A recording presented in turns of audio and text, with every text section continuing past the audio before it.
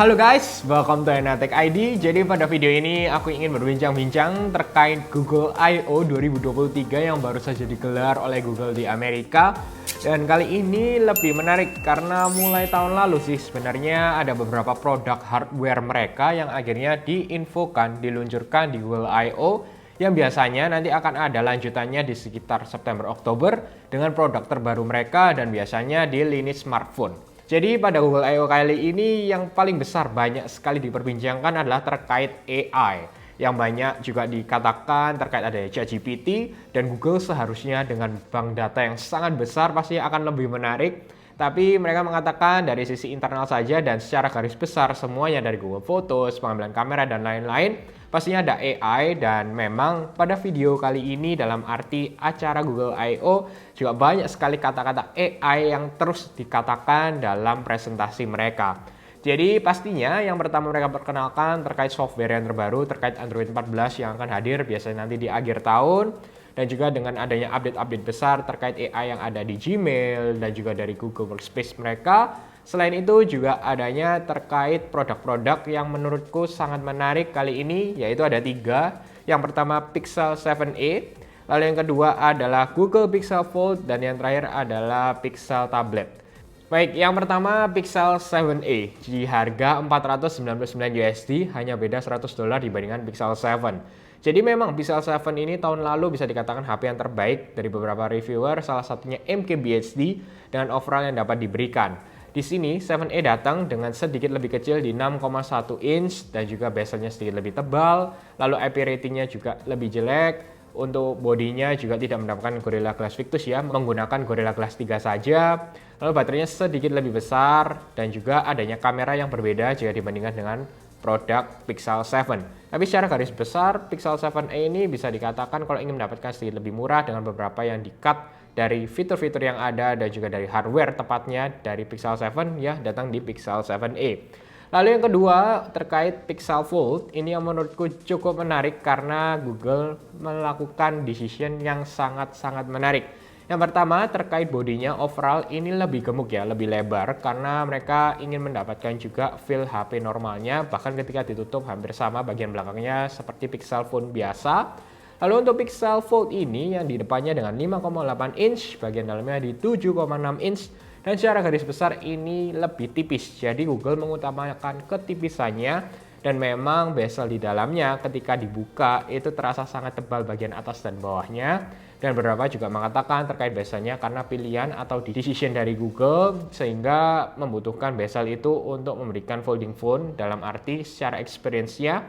Memang dikatakan misalnya kita bandingkan dengan si Fold 4 ya, aku sendiri sudah nyoba dan bagian bezel yang sangat tipis.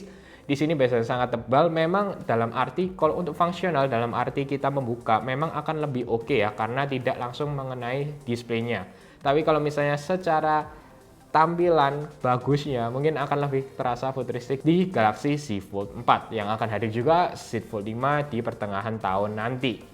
Lalu Google juga bisa mengklaim kamera yang digunakan adalah kamera terbaik yang ada di folding phone. Kita lihat dari sisi spesifikasinya tersebut bahwa memang bisa dikatakan cukup baik yang diberikan di Pixel Fold kali ini dengan overall yang bisa dikatakan dengan AI mereka pasti akan memaksimalkan itu. Terima kasih kepada AI kembali yaitu dengan Google Photos dan Google Kamera yang akan dimaksimalkan dengan Pixel Fold ini. Catatan saja terkait baterainya di sekitar 4800 mAh ini akan sedikit mengalami penurunan yang cukup signifikan dalam arti ini full 120 Hz bagian luar dan bagian dalam.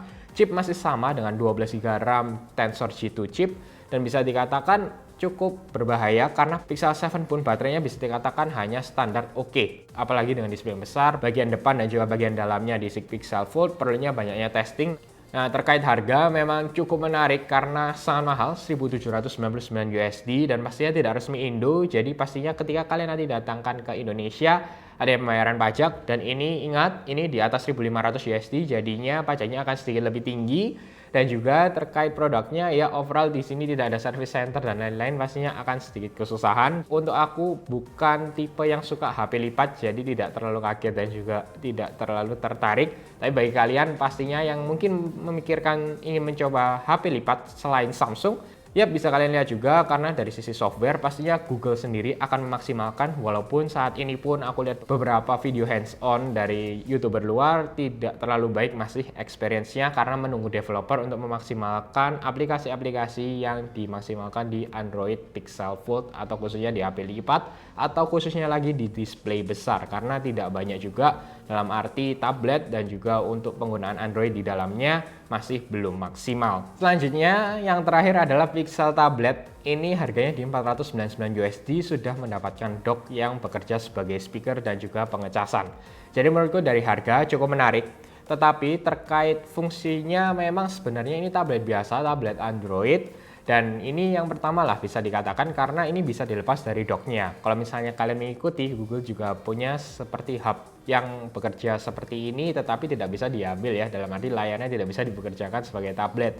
Jadi di sini Google juga mengatakan banyak nih yang biasanya ditinggal saja di laci dan tidak digunakan. Lalu ketika ingin menggunakan atau butuh ternyata baterainya habis. Jadi di sini Google mengajak kalian kalau misalnya tidak dipakai ya jadikan hub aja, jadi menampilkan foto-foto kalian dan bisa kalian gunakan kapanpun, dimanapun, kalau misalnya butuh tinggal ambil dari dock speakernya tersebut. Jadi secara garis besar ini bisa dikatakan lebih mudah dan lebih aman mungkin bagi kalian yang mungkin menyukai dengan tablet yang ada di Android ya, di Google Pixel tablet ini. Walaupun menurutku ya tidak ada yang spesial, tampilan aja biasanya tebal. Dan memang ya sesuai dengan harganya. Untuk chipnya memang Tensor G2 chip.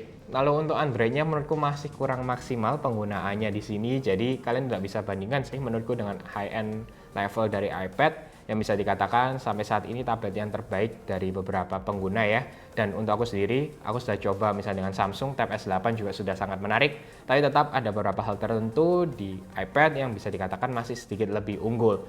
Jadi di sini juga di Pixel tablet di belakangnya ada kamera 8 megapiksel, sekedar ada aja. Dan secara garis besar dengan fungsinya sih ya sekedar tablet tetapi tidak secara maksimal, tidak ada stylusnya juga.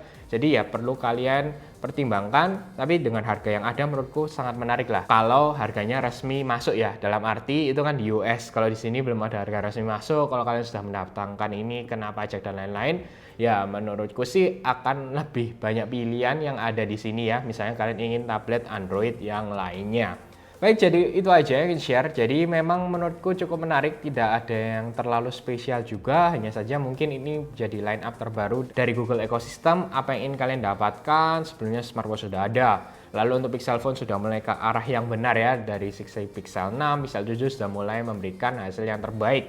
Dan juga adanya ingin mendapatkan eksklusif di Pixel Fold. Lalu kalau ingin merasakan tablet dan juga bisa jadi hub, yaitu Pixel Tablet. Dan juga mungkin ada sedikit lebih murah dengan Pixel 7a jika kalian ingin mendapatkan itu. Walaupun memang masih belum resmi di Indonesia pastinya, tapi kita lihat dari sisi Google sebagai pendiri dan pembuat Android sendiri pasti akan memberikan experience terbaik juga dengan software dan hardware yang mereka buat sendiri.